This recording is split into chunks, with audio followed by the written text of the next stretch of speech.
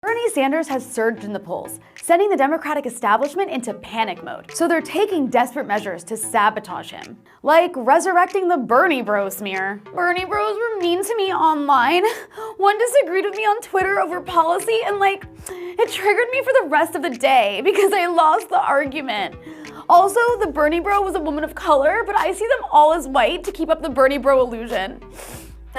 And then there's the unsolicited advice trotted out by Iraq war-supporting neocons turned #resistance liberals. Hey Dems, I have the blood of hundreds of thousands on my hands. I supported George Bush's global killing spree, and I supported the ruthless capitalist excesses that led to the global economic crisis. Now line up and listen to me lecture you on why Bernie sucks, and you should support the most right-wing Democrat running. You're welcome. Maybe the Democratic Party can hire Dick Cheney as a political consultant too. And then you've got a certain candidate collaborating with CNN to smear the guy, claiming he said things he obviously never did. Bernie privately told me he hates babies. Sometimes he even drinks their blood. He told me in secret. No one else was there to hear.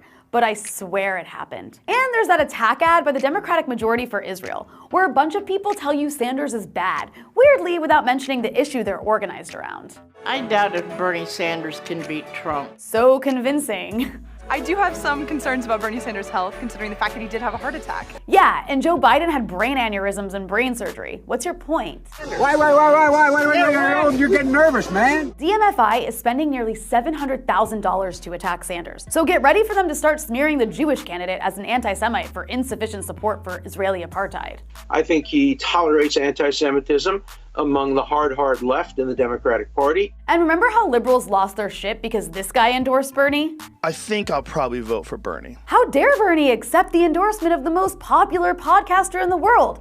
It's like he wants to bring people to his side and win or something. But the most consequential sabotage includes stacking the Democratic National Convention committees with a mix of neoliberal corporate hacks, pro-Israel lobbyists, and regime change stooges to obstruct Bernie's agenda.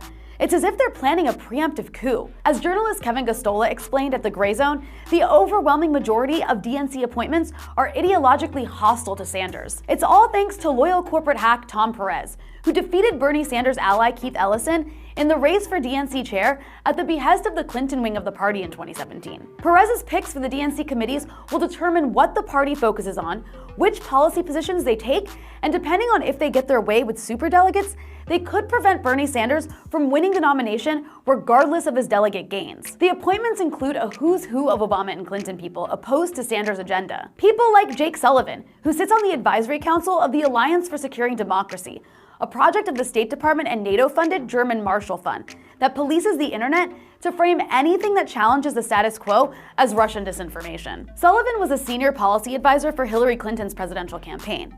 He was national security advisor to Vice President Joe Biden, and now as vice chair on the platform committee, he'll help shape the party's policy agenda. And there's Bakari Sellers, a surrogate for Kamala Harris in 2019 and for Hillary Clinton in 2016. Sellers has used his identity to accuse Bernie of having a problem with black voters. And he's an ardent supporter of America's favorite apartheid state as member of the National Council of AIPAC, the right-wing pro-Israel lobbying group.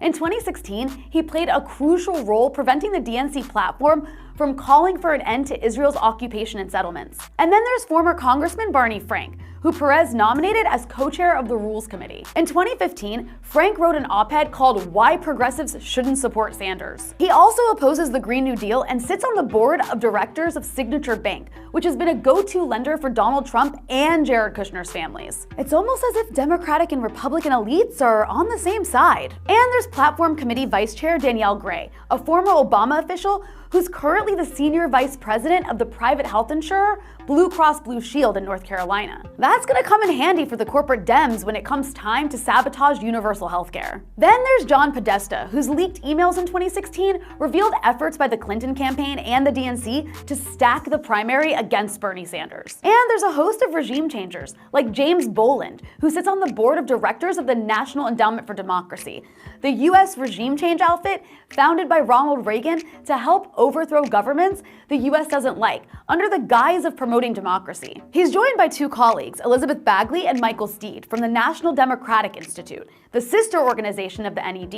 And there's at least one person, Claire Lucas, from USAID, another arm of the US regime change apparatus that funds right-wing groups to foment unrest in countries like Venezuela. When figures like Bernie Sanders come to power in the global south, the US regime change machine, with the assistance of these organizations, activates to destroy them. The same could be done domestically. With these people in place, the regime change apparatus could turn inward in an effort to sabotage a Sanders government before it even comes into existence. Another DNC committee nominee? Former US Senator Heidi Heitkamp, a conservative Democrat and longtime corporate lobbyist who sits on the board of the McCain Institute, which works with weapons companies and corporate executives to push the agenda of the late warmongering Republican Senator John McCain. There are dozens of other appointees just like that. They represent the true face of the Democratic Party. It's ruthless, corporate, warmongering, Cold Warrior, right-wing face. The Democratic Party is not a left party. The Democratic Party is a center or center conservative party. We do not advocate, we can't even get a floor vote on Medicare for all. Even if Bernie Sanders wins, these people are going to do everything in their power to prevent him from being able to govern. And that's if they let him win. Let's face it, some would rather lose to Donald Trump than elect Bernie Sanders as president. That's why they're allowing a billionaire to buy his way into the election, with the DNC bending the rules to allow Michael Bloomberg into the debates after he gave them $300,000. That's on top of almost $1 million he donated to a Democratic Party PAC and to state Democratic parties. He basically bought the party. It's in-your-face corruption we expect to see in Iraq or other countries the US likes to occupy. Bloomberg has spent hundreds of millions of dollars promoting himself. That's the only reason he's even polling decently. A frog could poll as well if that much money was spent on ads. Where's my ice cream? Ah, thank you. Bernie Sanders doesn't have to fake being a human being like that. He's not selling likability. He's selling ideas that matter to people's lives. These people are also vying for positions in the next administration. They know they'll be frozen out of a Sanders government. It's in their material interest to preserve the DC merry-go-round, from the White House to K Street to think tanks and back again. But Bernie Sanders doesn't need them. He has a massive grassroots following that operates outside of the DNC network. But he'll still be confronting an army of elitists mobilizing to block the threat of a populist left-wing candidate who can defeat Trump and implement an agenda for universal healthcare and scaling back our endless wars. This is a continuation of the fight in 2016. But this time, Sanders is playing offense.